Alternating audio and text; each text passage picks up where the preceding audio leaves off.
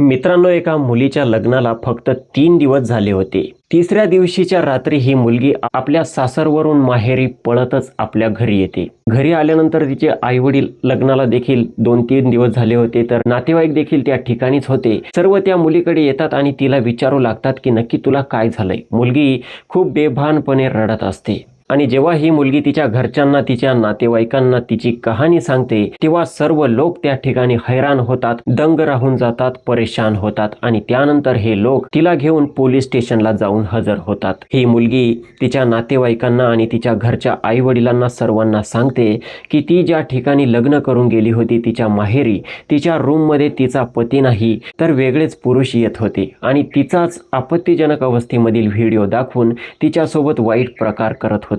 जेव्हा पोलीस त्या मुलीला सर्व घडलेला प्रकार विचारतात, तेव्हा खूप रहस्यमय आणि धक्कादायक प्रकरण समोर येते. नक्की काय घडले होते त्या मुलीसोबत, काय आहे संपूर्ण प्रकरण, पूर्ण सांगेल. बस व्हिडिओ शेवटपर्यंत बघा. नमस्कार, स्वप्नील क्राईम टॉक्स मध्ये आपले स्वागत आहे. पश्चिम बंगालची एक मुलगी असते जिचं नाव असतं अदिती. फेब्रुवारी महिन्यामध्येच तिचं दिलीप दास नावाच्या एका मुलासोबत लग्न होतं. लग्न करून ती आपल्या सासरी जाते. आता लग्नाची तिची पहिलीच रात्र असते, सुहाग रात्र असते. मात्र त्याच दिवशी तिच्या पतीचं दिलीप दासची तब्येत अचानक खराब होते. या मुलीची आदितीची सासू आदितीला बोलते की मुली, तुझ्या रूमचा दरवाजा उघडाच ठेव. आता ती मुलगी देखील असं ऐकून त्या ठिकाणी लज्जित होते. तिला कळत नाही की तिची सासू असं का सांगत असावी. ही काय सांगण्यासारखी गोष्ट आहे का? ही मुलगी आपल्या रूम मध्ये जाते आणि त्यानंतर आपल्या बेडवरती आपला पती येण्याची वाट बघू लागते. दरवाजा तिने उघडाच ठेवलेला असतो. आता आदिती आपल्या पतीचा येण्याची वाट बघू लागते, मात्र तिचा पती हा अजूनपर्यंत तिच्या रूम मध्ये आलाच नव्हता. पतीची वाट बघता बघता या आदितीला झोप लागून जाते आणि रात्रीचे लगभग 3 वाजलेले असतात. 3 वाजताच तिच्या रूम मध्ये एक व्यक्ती येतो. आता तिने दरवाजा तर उघडाच ठेवलेला असतो, रूम मधील लाईट वगैरे सर्व ऑफ केलेली असते. तो व्यक्ती येतो आणि तिच्यासोबत वाईट काम करण्यास सुरुवात करतो. तिला बॅड टच वगैरे करू लागतो. जी आदिती असते, हिला अंधारामध्ये काही दिसत नाही. आदितीला वाटते की तिचा पतीच तिच्या सोबत असं काम करत असेल. आदिती सर्वप्रथम बोलते की रात्र खूप झाली आहे, मला झोप लागत आहे, कृपया आजच्या दिवस जाऊ द्या. मात्र तो समोरचा व्यक्ती या गोष्टीसाठी थांबत नाही आणि तो आपले पुढील काम करण्यास सुरुवात करतो. आता आदितीला देखील वाटते की जाऊ द्या, अशी पण आपली सुहाग रात्र आहे, पतीला जे करायचं असेल ते करून दिलं पाहिजे. मात्र थोडाच वेळ गेल्यानंतर या आदितीला थोडंसं विचित्र जाणवू लागतं. जेव्हा आदिती त्या व्यक्तीच्या चेहऱ्याला हात लावते तर तिला खूप मोठा धक्का लागतो, कारण त्या समोरच्या व्यक्तीची मोठी दाढी होती आणि आदितीच्या पतीची दिलीप दासची दाढीच नव्हती. आता आदितीला त्या ठिकाणी प्रचंड भीती वाटते आणि आदिती त्या व्यक्तीला विचारू लागते की तू नक्की कोण आहे आणि तू येथे कसा आला. तर तो व्यक्ती बोलतो की शांत बस, मी माझ्या मर्जीने येथे आलो नाही, तर मला पाठवण्यात आला आहे. आता आदिती त्या ठिकाणी परेशान होते. ती पटकन त्या व्यक्तीला दूर ढकलते आणि लाईटचे बटन दाबण्यासाठी जाते. जसा घरामध्ये उजेड होतो तसा तो जो व्यक्ती होता दाढीवाला, तो त्या ठिकाणावरून गायब झालेला असतो. आता आदिती त्या ठिकाणी पूर्णपणे बेचैन होते. तिला सुचत नाही की या रात्री आपला पती जर येथे आला नव्हता तर हा व्यक्ती दुसरा कोण होता. तिला सुचत नाही आता ओरडावं की नाही ओरडावं, कोणाला आवाज द्यावा आणि कोणाला सांगावं तर नक्की सांगावं काय. आदिती पूर्णपणे त्रस्त होते, परेशान होते. आता आदिती त्या रूममध्ये पूर्णपणे घाबरलेली असते. यावेळेस मात्र ती दरवाजाची कुंडी लावून घेते आणि आपल्या बेडवरती बसते. ती पूर्णपणे असमंजसमध्ये पडलेली असते. नक्की हा व्यक्ती आला कोण असेल. आता त्या आदितीला त्या रात्री झोप देखील लागत नाही. ती सकाळ होण्याची वाट बघू लागते. जशी सकाळ होते आदिती आपल्या रूममधून बाहेर पडते आणि आपल्या पतीला शोधू लागते. तर तिचा पती तिला शोधत शोधत तिच्या रूममध्ये येतो. त्यानंतर ही आदिती आपल्या पतीला दिलीप दासला विचारते की तुम्ही रात्री कुठे होते, तुम्ही या रूममध्ये झोपण्यासाठी का आले नाही. दिलीप दास बोलतो की माझी तब्येत ठीक नव्हती, त्यामुळे मी नातेवाईकांच्या सोबतच इकडे दुसऱ्या रूममध्ये झोपलो होतो. आदिती परेशान होते. आदिती बोलते जर तब्येत ठीक नव्हती तर काय झाले, तुम्ही आपल्या रूममध्ये येऊन झोपू शकत होते. आदिती बोलते की तुम्ही अर्ध्या रात्री आपल्या रूममध्ये आले होते का. तिचा पती दिलीप दास बोलतो की नाही, मी रात्री या रूममध्ये आलेलोच नाहीये. आता आदिती त्या ठिकाणी परेशान होते, असमंजसमध्ये जाते. तिला कळतच नाही नक्की या रूममध्ये आपला पती आला नव्हता तर नक्की आलं कोण होतं आणि आपल्यासोबत वाईट काम करण्यास सुरुवात कोणी केली होती. एवढे बोलून दिलीप दास हा तिच्यापासून दूर जाऊ लागतो. आता आदिती बोलते की तुम्ही माझ्यासोबत लग्न केलं आहे, एकतर तुम्ही माझ्यासोबत नीट बोलत नाही, आता कुठे चालले आहे. दिलीप दास बोलतो की लग्नासाठी बरेचसे नातेवाईक आले होते, त्यांना सर्वांना सोयीला लावावे लागेल, काहींना नेऊन घरी त्यांच्या पोहोचवावे लागेल, त्यामुळे मी बिझीच असणार आहे, आपण नंतर बोलूया. आणि त्यानंतर तिचा पती दिलीप दास काही नातेवाईकांना नेऊन सोडण्यासाठी तिच्यापासून दूर जातो. आता आदिती त्या ठिकाणी उदास बसते. आता असा तसा तो संपूर्ण दिवस जातो. तिचा पती पूर्णपणे त्याच्या कामात व्यस्त असतो, बिझी असतो. आता जशी संध्याकाळ होते, सर्वजण जेवण करतात. रात्री आता ही आदिती आपल्या रूमकडे निघू लागते. मात्र ती रूममध्ये जात नाही, तर ती आपल्या पतीकडे बघते, दिलीप दासकडे, आणि दिलीप दासला बोलते की चला झोपण्यासाठी. तर दिलीप दास बोलतो की नाही, मी इकडेच झोपणार आहे आपल्या दुसऱ्या रूममध्ये. आता हे सर्व ऐकून मात्र आदिती पूर्णपणे परेशान होते, त्रस्त होते, आणि ती त्या ठिकाणी ओरडू लागते, मोठमोठ्याने आपल्या पतीला बोलू लागते. ती बोलते की तू माझ्यासोबत लग्न कशासाठी केलं होतं, मला असं एकटीला रूममध्ये सोडण्यासाठी आणि दरवाजा देखील उघडा ठेवण्यासाठी माझी सासू मला सांगते.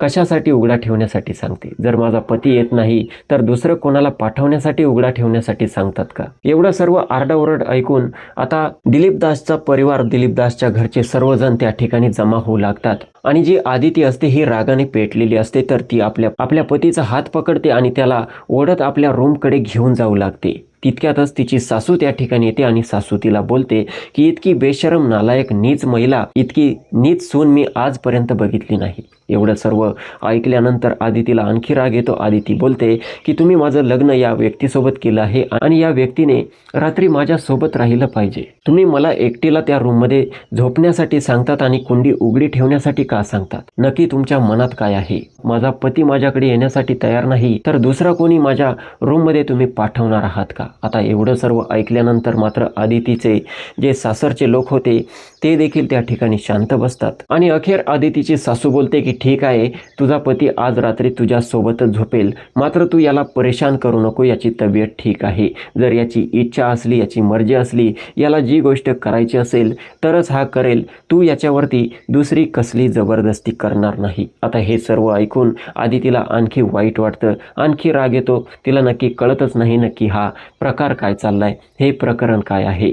आणि त्यानंतर आदितीची सासू आपल्या मुलाला दिलीप दासला आदितीच्या रूममध्ये पाठवते. आता जो आदितीचा पती असतो दिलीप दास तिच्यासोबत रूममध्ये येतो आणि रूममध्ये येऊन तिच्या बेडवरती झोपतो. आदिती देखील झोपते. आता आदिती आपला पती आहे म्हणून पतीसोबत अगदी प्रेमाने बोलू लागते. तुम्ही माझ्यासोबत असं का वागत होते? तुम्ही माझ्याकडे झोपण्यासाठी काल रात्री देखील आले नाही आणि आज रात्री देखील का येत नव्हते?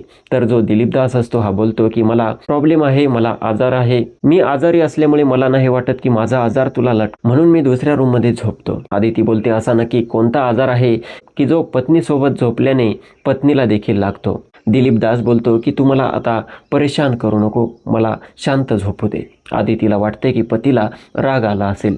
तिचा पती दुसरीकडे तोंड करून त्या ठिकाणी झोपतो. मात्र जी आदिती असते ही आता तिचा पतीच होता म्हणून तिच्या पतीच्या अंगावरती हात टाकते आणि त्याला चिटकून झोपण्याचा प्रयत्न करते. मात्र जो दिलीप दास असतो त्याला ते सहन होत नाही. तो तिचा हात झटकून टाकतो आणि तिच्यापासून आणखी दूर सरकून झोपतो. आता मात्र आदितीला सुचतच नाही हा नक्की प्रकार काय आहे. तिचा पती जो आहे तो नक्की माणूसच आहे का, मर्द आहे का? शंकेचा डोंगर तिच्यामध्ये बनत चालला होता. मात्र तिच्या शंकेचे निराकरण आता होत नव्हते. आता आदिती मात्र आपल्या पतीला स्पष्ट विचारते की तू नक्की काय आहे? तुला माहित नाही का लग्नानंतर काय केलं पाहिजे? तर जो दिलीप दास असतो मित्रांनो, हा आता आदितीच्या डोळ्यात डोळे घालून बघू लागतो आणि तिला बोलतो की मला तुझ्यामध्ये काही इंटरेस्ट नाहीये. तू मला हात लावणे देखील मला सहन होत नाही.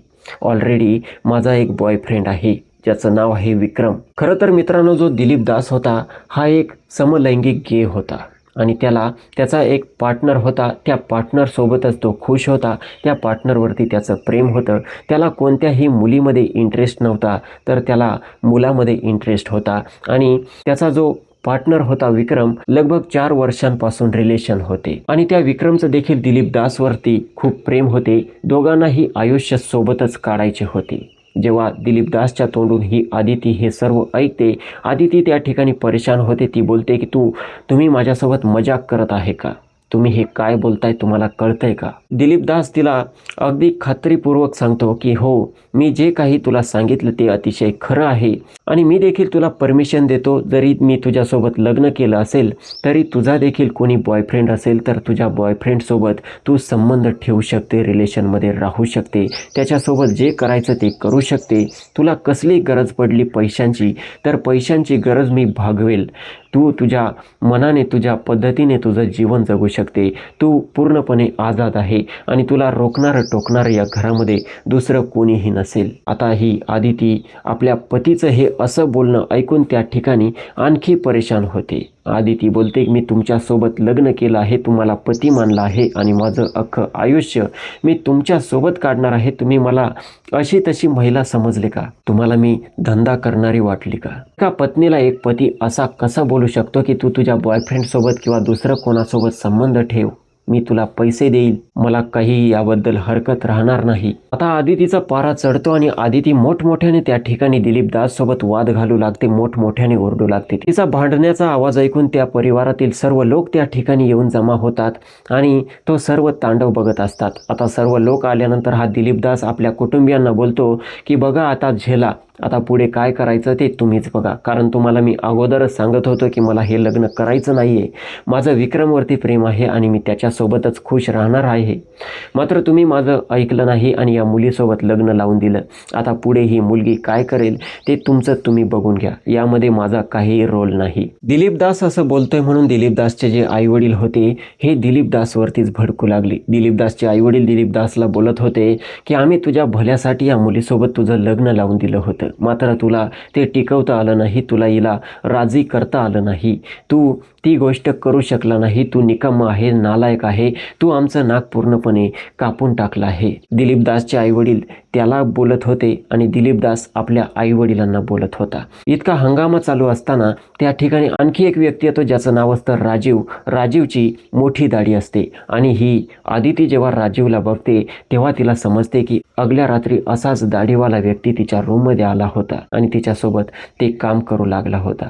आता आदितीला पूर्णपणे खात्री पडते की हाच तो व्यक्ती होता, हाच तिचा दीर होता जो तिच्यासोबत ते काम करत होता. आता बघता बघता जो दिलीप दास असतो तो त्या ठिकाणावरून निघून जातो आणि दिलीप दासचे जे आईवडील होते ते सर्व त्या ठिकाणावरून निघून जातात. त्या ठिकाणी उरतात फक्त आदिती आणि तो व्यक्ती राजीव. आता जी आदिती असते त्या राजीवला बोलू लागते की तुम्ही काल रात्री माझ्या रूममध्ये आले होते. जो राजीव असतो हा आदितीकडे अगदी प्रेमाने बघू लागतो आणि तिला बोलतो की हो मी आलो होतो, मात्र तू खूप ओरडू लागली, तू लाईट लावू लागली, त्यामुळे मी घाबरलो आणि येथून पळून गेलो, फरार झालो. आदिती हे सर्व ऐकून त्या ठिकाणी पूर्णपणे परेशान होते आणि त्यानंतर आदिती त्या राजीवला विचारते की नक्की हा प्रकार काय आहे, तुमच्या भावाचा प्रॉब्लेम काय आहे. तर राजीव सर्व कहाणी सांगतो की त्याचा जो भाऊ आहे दिलीप दास हा एक समलैंगिक गे आहे आणि त्याचं विक्रम नावाच्या एका मुलावरती प्रेम आहे. तो जेव्हा जॉबसाठी बाहेर गेलेला होता गुजरातला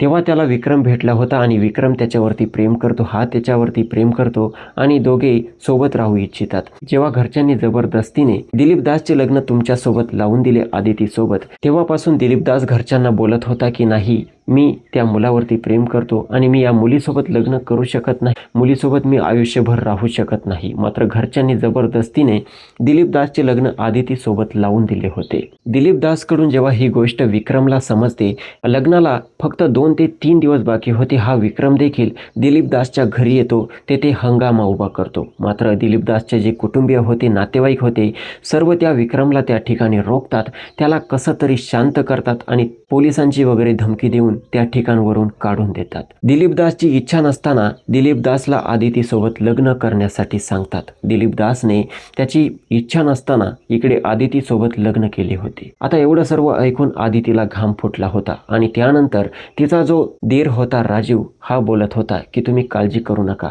तुमचं आयुष्य उद्ध्वस्त वगैरे काही झालेलं नाहीये.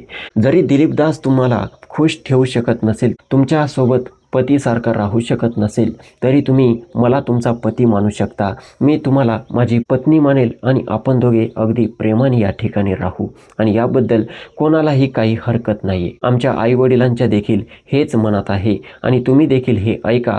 तुम्ही जगासमोर दिलीप दासची पत्नी म्हणून राहा, मात्र तुमचा पती हा मी राहील. हे असे घाणेरडे शब्द वाक्य ऐकून जी आदिती होती ही मनातून पूर्णपणे तुटून गेली होती. आदितीला कळू लागले होते की या जगामध्ये इतक्या खालच्या दर्जाचे, इतक्या खालच्या विचारांचे, इतके नीच नालायक लोक देखील असतात. राजीव जो असतो आता त्याच्या प्रश्नाचं उत्तर आदितीकडून घेत असतो. तुम्हाला मान्य आहे का, तुम्ही मला पती म्हणून माझ्यासोबत रिलेशनमध्ये राहू शकता? आता जी आदिती असते ही विचार करते की हे लोक आपल्याला सोडणार नाही, हे आपल्याला जबरदस्तीने या गोष्टी करू शकतील, त्यामुळे कसं तरी आपल्याला यांच्या चंगुलमधून निघावं लागणार आहे. त्यामुळे आदिती एक प्लॅन बनवते. खरं तर आदितीचा मोबाईल देखील या लोकांनी आदितीला सोबत आणून दिला नव्हता. हे लोक बोलले होते की आम्ही आमच्या पद्धतीने आम्ही दुसरा मोबाईल तिला घेऊन देऊ. आता आदिती सर्वात प्रथम बोलते की या गोष्टीसाठी मला माझ्या कुटुंबियांना विचारावं लागेल, आईवडिलांना विचारावं लागेल आणि ते जेव्हा हो बोलतील तेव्हा मी तुमच्यासोबत रिलेशनमध्ये राहू शकते. जो राजीव असतो आदितीला बोलतो की आता तुला त्यांना विचारण्याची काय गरज आहे, मी तयार आहे, माझे आई वडील तयार आहे, माझा भाऊ तयार आहे, जर तू तयार झाली तर त्यांना विचारण्याची गरज नाही. तुझ्या आई वडिलांना न विचारता तूच मला विचारू शकते. मात्र जी आदिती असते ही बोलते की मला एक मोबाईल द्या, मला माझ्या आई वडिलांसोबत बोलायचे आहे. मात्र राजीव जो असतो अतिशय चतुर, अतिशय हुशार असतो. त्याला कदाचित कळत असते की ही आदिती कदाचित तिच्या आईवडिलांना सांगून हे प्रकरण जगासमोर मांडू शकते आणि आपल्या घराचा विध्वंस होऊ शकतो. त्यामुळे राजीव बोलतो की नाही, मी मोबाईल देऊ शकत नाही, मी सांगतोय तसं तुला करावंच लागेल. आदिती बोलते की ठीक आहे, मला विचार करण्यासाठी आजची रात्र द्या. राजीव ऐकण्यासाठी तयार नसतो. राजीवला तिच्यासोबत ते वाईट काम करायचं असतं. मात्र आदिती बोलते की माझी तब्येत देखील ठीक नाही आहे, आजची रात्र मला विचार करण्यासाठी द्या. राजीव कसंबसं ते मान्य करतो, ऐकतो आणि त्या ठिकाणी तिच्याच बेडवरती झोपतो. आदिती देखील घाबरत घाबरत त्या ठिकाणी बेडवरती पडते. तिला संपूर्ण रात्र झोप देखील येत नाही. मात्र राजीव जो असतो त्याच्या डोक्यामध्ये एक भन्नाट आयडिया आलेली असते. त्याच्या डोक्याप्रमाणे त्याने विचार केलेला असतो. राजीव जो असतो हा बाथरूममध्ये ज्या ठिकाणी आदिती अंघोळ करणार असते त्या ठिकाणी एक छुपा कॅमेरा लावून ठेवलेला असतो. आता आदिती जशी बाथरूममध्ये अंघोळ करण्यासाठी जाते, वस्त्र काढून ती आपली संपूर्ण अंघोळ करते. सर्व आपत्तीजनक अवस्थेमधील तिचा व्हिडिओ त्या कॅमेऱ्यामध्ये रेकॉर्ड होतो आणि हा राजीव ती सर्व फुटेज आपल्या मोबाईलमध्ये घेतो. आणि जेव्हा सकाळचे आता 9-10 वाजतात, जो दिलीप दास असतो हा आपल्या कुटुंबियांना बेधडकपणे बोलतो की मी या ठिकाणी राहू शकत नाही, या मुलीसोबत मी माझ्या मनाने माझ्या मर्जीने लग्न केले नव्हते, मी आता माझ्या विक्रमकडे चाललो आहे असे सांगून तो त्या ठिकाणावरून निघतो. दिलीप दासला त्या ठिकाणी कोणीही रोखू शकत नव्हतं. दिलीप दास त्या ठिकाणावरून निघून गेला होता. आणि इकडे जो राजीव होता हा सतत आदितीकडे येत होता आणि तिला विचारत होता की तू काय निर्णय घेतला. आदिती त्याला सांगत नव्हती. आदिती बोलत होती की विचार करण्यासाठी मला वेळ द्या. मात्र आदितीला हे माहीत नव्हतं की राजीवने काय करून ठेवलं होतं आणि तो आता पुढे काय करणार होता. आता असा तसा तो दिवस जातो आणि संध्याकाळ होते. संध्याकाळी हा राजीव पुन्हा आदितीच्या बेडरूममध्ये झोपण्यासाठी जातो. आदिती घाबरत घाबरत त्या ठिकाणी येते आणि बोलते की तुम्ही माझ्या रूममध्ये का आले, मी माझा निर्णय फिक्स केलेला आहे, मी हे असे काम करू शकत नाही. जो दिलीप दास होता तो तर निघून गेला, मला देखील माझ्या घरी जायचे आहे, मला माझ्या आईवडिलांची आठवण येत आहे, मला प्लीज माझ्या घरी जाऊ द्या. मात्र जो राजीव असतो हा आता ऐकणार नव्हता. याला आधीच समजले होते की पुढे चालून ही आदिती काय करणार आहे. त्यामुळे राजीव अगोदर तर घराचा दरवाजा लावून घेतो आणि त्यानंतर आदितीला बोलतो की अगोदर हा व्हिडिओ बघ. तो तिचा आपत्तीजनक अवस्थेमधील व्हिडिओ जेव्हा आदितीला दाखवतो, आदिती बघते. आदिती स्वतःचाच असा व्हिडिओ बघून त्या ठिकाणी घिन्न महसूस करते, खाली बघते आणि त्याच्या हातापाया पडू लागते की कृपया हा व्हिडिओ डिलीट करा, तुम्ही असं करायला नाही पाहिजे, माझी इच्छा नसताना, माझी मर्जी नसताना तुम्ही जबरदस्तीचे संबंध अशा प्रकारे माझ्यावरती लादू शकत नाही, कृपया मला येथून घरी जाऊ द्या. इतक्यातच आदितीच्या रूमचा दरवाजा वाजू लागतो. जो राजीव असतो दरवाजा उघडतो, समोर बघतो तर त्याचे आई वडील असतात. ते दोघे आतमध्ये येतात आणि या आदितीसोबत बोलू लागतात. आदितीला विचारतात की तू आता काय ठरवलं आहे. राजीव जे बोलत आहे तेच तुला करावं लागेल, तुझ्याकडे दुसरा कसलाही पर्याय नाही.